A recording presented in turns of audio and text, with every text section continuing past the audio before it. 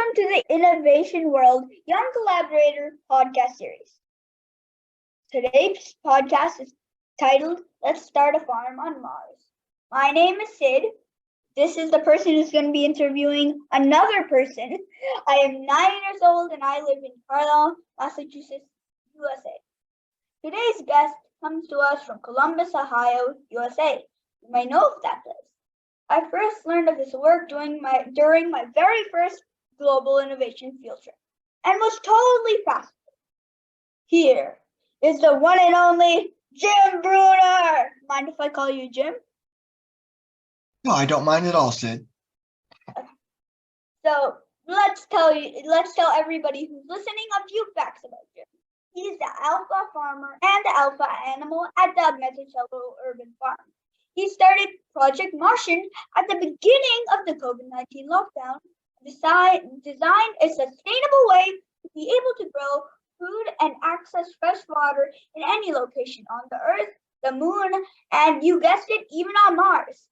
He came up with the bioreactor design on a tissue to develop soil rich in nutrients and sufficient to turn any dirt matrix to rich nutritious soil. Just to name a few of his achievements: City of Columbus Green Spot Award winner, keynote speech at Columbus Zoo, and Aquarium's 2022 Teen Eco Summit, and last of all, which I believe all of us are going to be knowing this already, serial participant in the Global Innovation. Yes. Please welcome Jim Bruner to the show. Yay! Thank you, Sid. That was lovely. I had forgotten I'd done a lot of those. Thank you. Could you please give us, all of the people viewing and me and Julie in the background there, a short description of the work that you've been doing? Yeah, everything you said is true. I started Mezzocello before the pandemic, but during the pandemic, I was here at my house, and I was curious about how I could accelerate compost, and that led to my interest in biochemistry and how I could integrate chemicals to make the compost basically erode and degrade faster. And that led to the discovery of prebiotic processed fluid that comes out of the bottom of the bioreactor that is an amazing fertilizer that I call Eden's Ghost. Eden, because it can either bring paradise or disaster, and ghost, because it can bring anything near death back to life. And from there, I just keep innovating. One thing to another leads to another question, leads to another question. And, just like you, I just keep inventing new ways of thinking about the problem. Fascinating explanation. Thank you for giving us a description of the work that you've been doing. I'm guessing some of our audience want to know a bit more about Monticello Urban Farm because you explained a little bit. I know you explained this all in gift, but I think people would want to know more. Okay, sure. Thank you. Monticello Urban Farm is my house. It's in downtown Columbus. So when I look out my window, I see the tops of trees and skyscrapers. It is 1/3 of an acre, and it is divided into 7 enclosed, interconnected ecosystems. Some of them are formal gardens. Some of them are parterre gardens. Some of them are herb gardens. There's a pond. I keep chickens, ducks, rabbits, crickets, mealworms, worms, and fish. And I raise them all for a variety of reasons: food sources, protein, manure, feathers, egg, meat. And I also grow my own vegetables. And almost all of my farming is facilitated, or at least makes my life easier, through the use of robotics, sensors, solar power, and wind turbines. Because I get a lot of power from traffic on the major street just outside my farm, where the buses go back and forth. And I noticed during pandemic that those buses make a lot of wind. So I started capturing wind energy, and it's quite a significant amount. But I also run summer camps for middle school kids. your age, Sid, actually, so they can learn about this technology as well and apply it in their lives.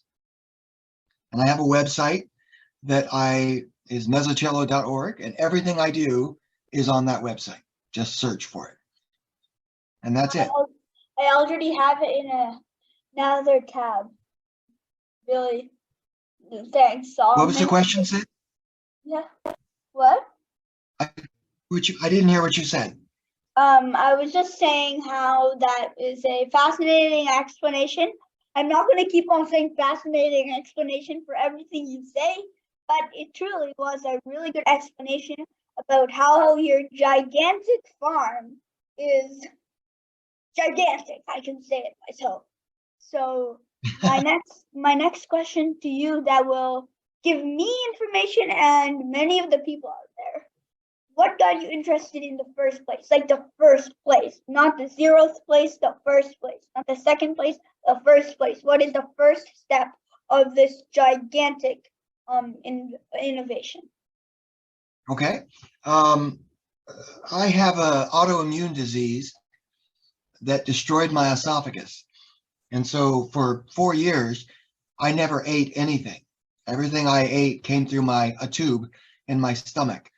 And I remember thinking how nice it would be to be able to chew food again or just to eat something. And during that time, I thought, if I ever get the opportunity to eat again, I am never eating trash food again. It's so not worth it. And while trash food isn't why I lost my esophagus, I realized that being able to eat food, healthy food, is a privilege. And when I was able to eat again, I founded Mezzocello so that I could create ways of creating fresh, wholesome food easily. And that is how Mezzocello got started. Okay, I have simply no words. I never knew about this, disaster early on. But there's always good to bad things, and the good thing that has resulted from that disaster is your lovely farm called Mezzocello. So next question. We have heard of your 17 sustainable, not yours, but the 17 sustainable development goals that you follow. Do you want to explain to our audience how you sustain these goals in your life and on your farm, and how you're helping the ecosystem while you're at it? Yes, I'm very passionate about this. Thank you for bringing this up, Sid. I think that the UN 17 Sustainable Development Goals, or the SDGs, are really important for 3 primary reasons. The first is it allows people to look at the really big, wicked problem of climate change through a new lens that relates everything from the individual through to the family, to the village, to your state or region or country, all the way up to the planet, and the way that we share the planet with other animals, the way that we share the oceans, and how our societies need to work together to protect the only place in the universe we know life exists, and that's here on Earth. We don't own this planet. I don't own it. You don't own it. None of our viewers own it. We all borrow it, and we borrow it from the generation that comes after us. So I'm borrowing this opportunity to be a good steward for the climate and for the planet. I'm borrowing it from you, Sid, and I need to pay it back. And the way that I follow this is I started a blog post campaign where I took all 17 of the SDGs and I wrote exactly what I'm doing at Mezzocello to address that specific goal. Like the first goal is to end poverty. The way I go about doing that is I create food and I donate it. I volunteer, I give my time, I donate to charitable organizations, and I encourage other charitable organizations to work together to make everybody's life not only bearable, but worth living. Poverty is unnecessary in a world of plenty. And all the way up, step by step by step by step, I keep paying it forward. The second one, end hunger, same principle. The third one, which is the access to resources. I do all of these all the way through purifying water, which is what the biodome is actually doing now. It purifies and collects water from the atmosphere so I can reuse it, to energy generation, and then up through economic development, responsible use of materials and reuse of materials, and straight up the line, the proper treatment of animals, humanity, gender equality, equity between people. I encourage the 3 laws of Mezzocello are: first, do no harm; second, kindness matters. Do everything you can for the right reason, and kindness is always the right reason, as is compassion. And be curious, ask questions, and when you fail forward and keep going. Apply what you've learned from that failure, dry your tears, don't waste that water, keep working. And I work all the way through all 17 of those goals.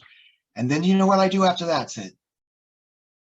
No. I start over again, and I reflect all the way back up through, because the lessons that I learned doing all 17 of them, the first time, I apply those lessons and do it again. And then I repeat it again and again and again, because that's the only way we're going to change the world. We're not going to do it sitting on our hands, right? No. We have to do some technology, we have to improve, we have to stand up, any of those kind of things. Do you know what my favorite quote is? When No. people are afraid of change, and I get that. Change can be scary, and the Sustainable Development Goals require change. But my favorite quote is, old keys do not open new doors. If you're doing it the way you've always done it, you're not opening anything new, and you're not doing anything innovative, and you're not making the world better. You're only pushing the can, kicking the can down the road for someone else. And that's not what I believe in. Okay, that's a very detailed explanation that certainly tells me and our audience that you are one of the people that are actually working towards making Earth a good place to live in, worth living, and you are helping to stop all kinds of problems. That's the kind of person I like. Yeah, I think that's good. So question number 4, how have you involved farm technology to these urban areas? I feel like people might be a bit unclear on the concept, so they would need a bit of more explanation. Okay. I'll focus on 2 different strategies of technology that I'm using to make it more relevant. The city in which you live, is it bright and sunny, or is it rainy? I can't say, because we don't live in a city. We live in a kind of forest, so I could say rainy. Okay. So where I live, it is very rainy, because I live in a part of the North American continent that is full of deciduous trees, not pine trees, but trees with leaves. So there's a lot of moisture in the atmosphere, and it's humid in the summer, and snowy and rainy in the fall and winter. So the first of the technologies that I leverage is the bioreactor, which you referenced in my introduction. It not only collects water from the house and every structure on the property, but there are solar panels and microprocessors that power and control pumps that push all the water from these 1,000 liter cubes from the house and the sheds into the top of the bioreactor, which is almost 3 meters tall. In America, that would be 12 feet. And only in America, because America is the only country that uses Imperial. It drives me crazy. But anyway, so I have 1,000 liters of water on demand at all times. And there are sensors on the bioreactor that tell me what the humidity is, what the temperature is, what the wind is, what the weather is. And then I wrote an application I actually downloaded the application. It's a Python application that can predict the weather 5 days in advance. So there are sensors on top of the bioreactor that tell me basically what I can expect in the winter or the weather. And in the summertime and spring and fall, this is important because the bioreactor is 12 feet in the air, or almost 3 meters in the air. And the microprocessor on top has a pump that automatically waters all of my food gardens. I don't do anything. It pushes water up the pump, and as that water falls, that 2.5 meters, it's enough pressure that it can reach everywhere in the garden, and the garden waters itself. And if my prediction model, which I borrow from the weather, from NOAA, the National Oceanic and Atmospheric Administration here in the United States, it won't water on days where it knows it's going to rain. So that's my first technology that I really love. And in the bottom of that, by the way, that rainwater, not only does it get purified, so it's useful for animals and watering food, it also creates compost, because in the bottom of the bioreactor, beneath that water, is where I keep all of my compost. And this system adds 1 liter each of cola, like soda, pop, whatever you call it, carbonated beverage with sugar in it, mostly sugar, beer, which I brew myself because the fungus and the microbiomes need that energy in the form of yeast, and then ammonia, which is a critical component of compost, and that causes the compost to decompose rapidly. So instead of 6 months, it takes around 40 days. And then I just pull that cube out of the bottom and replace it with another cube that's preloaded with compost. And 45 days later, I pull that out. That's how I make the compost. So that's the first system. It's completely integrated, easy to use. One man can do all the work. A robot can do it even faster, leveraging gravity technology, solar panels, wind turbines, and batteries to power it all. Nothing is powered from the grid. The second system that I'm working on, and which I'll be talking about in April's Global Innovation Field Trip, is the Biodome Part 2. My original concept for the Biodome was an enclosed pressurized dome that I could grow hydroponic food in and raise chickens. So the chickens would walk on a floor, and as they release their waste, that waste would go into channels. Those channels would put that waste into a pit, which would then rot down, and then a pump after 30 days would take that and inject it into the hydroponic systems as a food source for the plants. Then the chickens would eat the plants at the bottom of the hydroponic tower, because the hydroponic tower was 2 meters tall, and at the top, I would process that for food. However, in Ohio, the sun is quite intense because of all that rain. When it is sunny, that biodome reached 45 degrees Celsius regularly. In America, that's 105 degrees Fahrenheit. Life could not be sustained there. So I had to abandon that project because I could not cool it. It took more energy than I could produce to cool it. Lesson learned. Now I bought, Sid, have you ever played on a dome that you can climb, like a jungle dome, a geodesic dome? I Like in a don't recall, but my mom's giving me a nod of her head, so I'll say yes. It's made of metal, and I have 2 of them.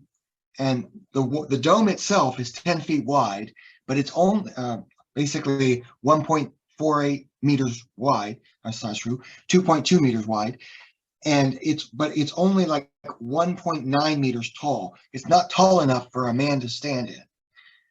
So I bought another one, and I used parts from that second one to make the biodome ceiling 2.4 meters tall, which is a little bit under 8 feet in America. And that steel structure I can then cover, and I want it to be 45 degrees Celsius because that's where all 8 of my water purification evaporation systems will be. And that heat will cause the water to evaporate even faster.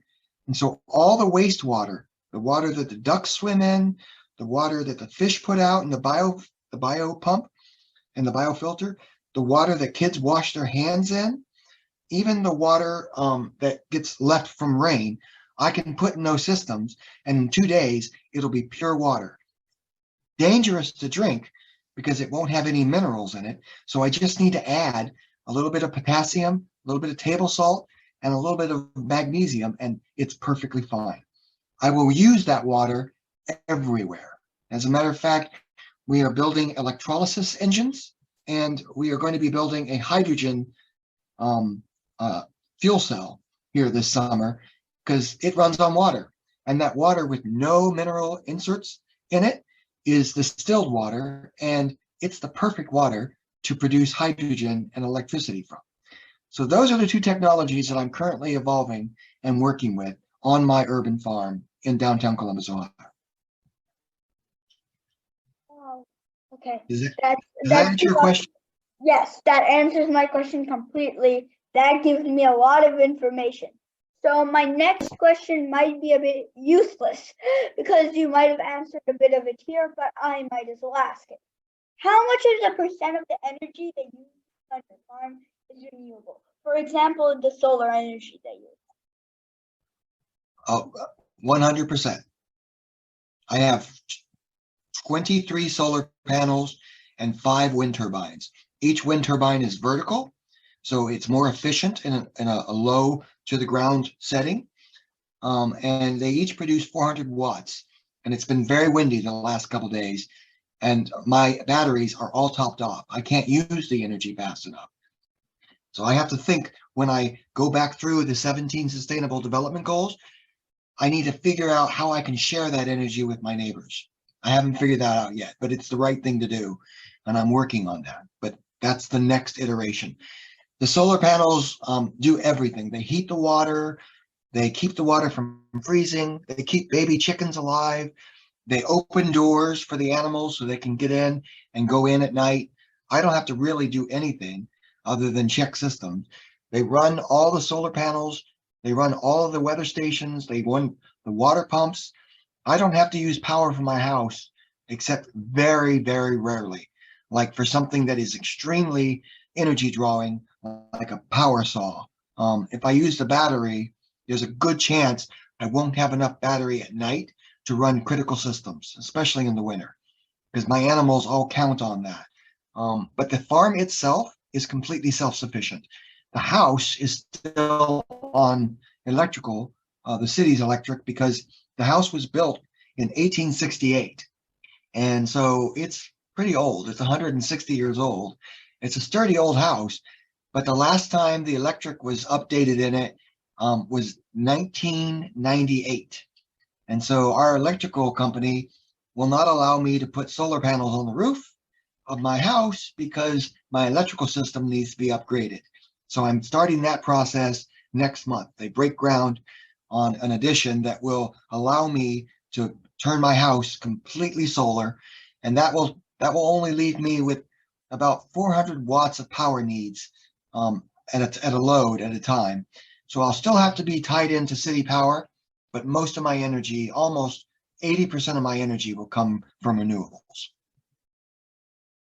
Okay, that answers my question and answers another question that I had, which was, does Jim Bruner lie lazily on his bed while machines work for him? The answer to that is yes. Thank you for giving the answer to that question. Definitely. On to Work smarter, right? What? Work smarter, not harder. Yeah, that should be my motto or something like that. So my next question for you, which will be very interesting to hear because I could actually do something.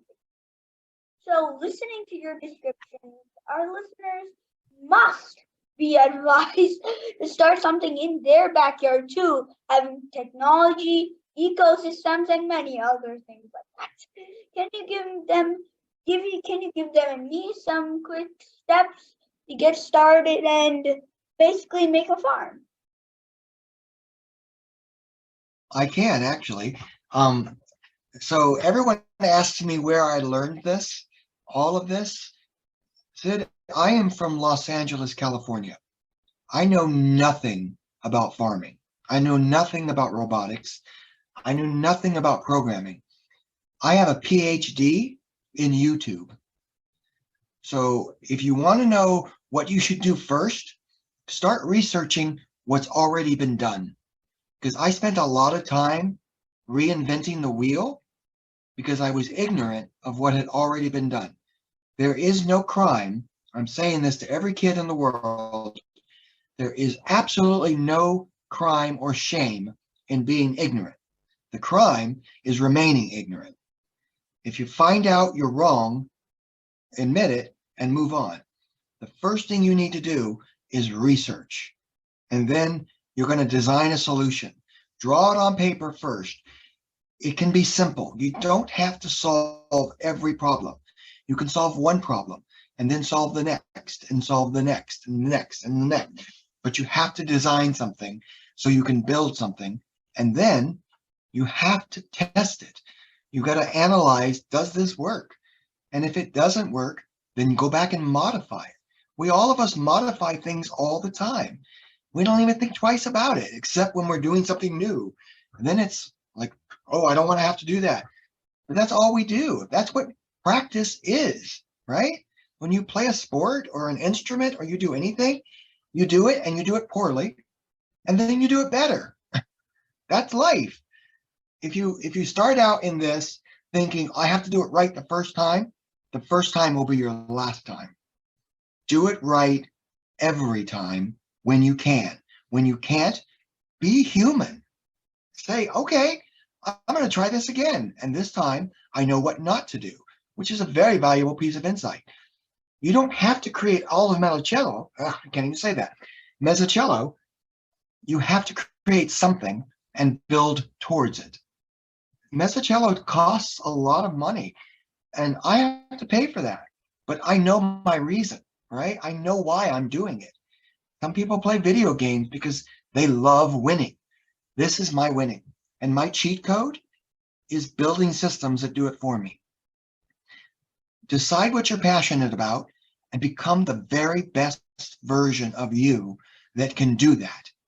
And then own it. And then go out in the world and change it with the knowledge you have. That's my advice. Okay, thanks. That's certainly going to help for me when I'm thinking about my various things that I've thought of. It'll help me invent them, and I'm sure some of the people that are listening to you are also in gift, and I suppose that they too need this advice, and now they have it, so they can start researching on their innovations. The irony here is that every inventor automatically does this. It's the inventor way of life. We all do this. If you invent anything, you know you learn from failure. They're called iterations. We don't call them failures. We call them iterations or prototypes. But that's life. True. That's why I like you. You're willing to grow, and you're willing to innovate, and you're willing to be wrong and gracious when you're right. Wow. I'm out of breath. That's a really good explanation. And I have a question for you that my mom and me put together. You said in one of the prior interviews, you might remember this, but I was not there for it, so you won't remember me being there. You said that I don't live outside my environment. I am my environment. It was very motivating for me. Can you explain more about this mantra to our audience so that they can absorb the knowledge? Sure. I'm glad you brought that up because I also like that quote. I said it, and I didn't realize, I guess, how profound it was when I thought it. But I'm glad I said it, and I'm glad you brought it up. The problem that we have today is we have this idea that we live on the earth and not that we live with the earth. We're confident and comfortable changing everything but ourselves. So at Mezzocello, I make a very, very conscious effort that everything I do cannot, must not impact the other life on the farm that's here already, it cannot impact it in a negative way. If there are birds that want to live in my trees and eat my fruit and eat my vegetables, they must do that. When I force them away, what I am doing is I'm pushing nature away. And I need nature because I don't live outside of nature. I live within nature. I am also one of the animals that lives here at Mezzocello, and that is why I call myself the alpha animal, because I know my place in the ecosystem. My place in the ecosystem is sheriff, and I make sure that every citizen that lives in my ecosystems, all of them, has a fair hand at life. If they need water, if they need air, if they need space, even if they are destructive, I can control them and not destroy them, because I can guarantee you, if they're here, nature has already taken advantage of them and is trying to figure out how the other animals and microorganisms and ecosystems need them. Now, this is true to a point, because there are some things that humans, in their ignorance, bring into an ecosystem that should not be there. In my state, we have a Great Lake, which is, if you don't know this, Great Lakes are huge lakes of fresh water between the countries of Canada and North America. And you can get to them from the Atlantic Ocean, and you can get to them from the Gulf of Mexico. And when that happens, ships from around the world bring other organisms that do not live in that ecosystem, namely the zebra mussel. And the zebra mussel has no natural predators in natural freshwater lake, so they grow exponentially and they start clogging everything up. So what do we need to do? Well, the first thing we need to do is stop bringing invasive species into a vulnerable ecosystem. The second thing we need to do is figure out how we can use zebra mussels.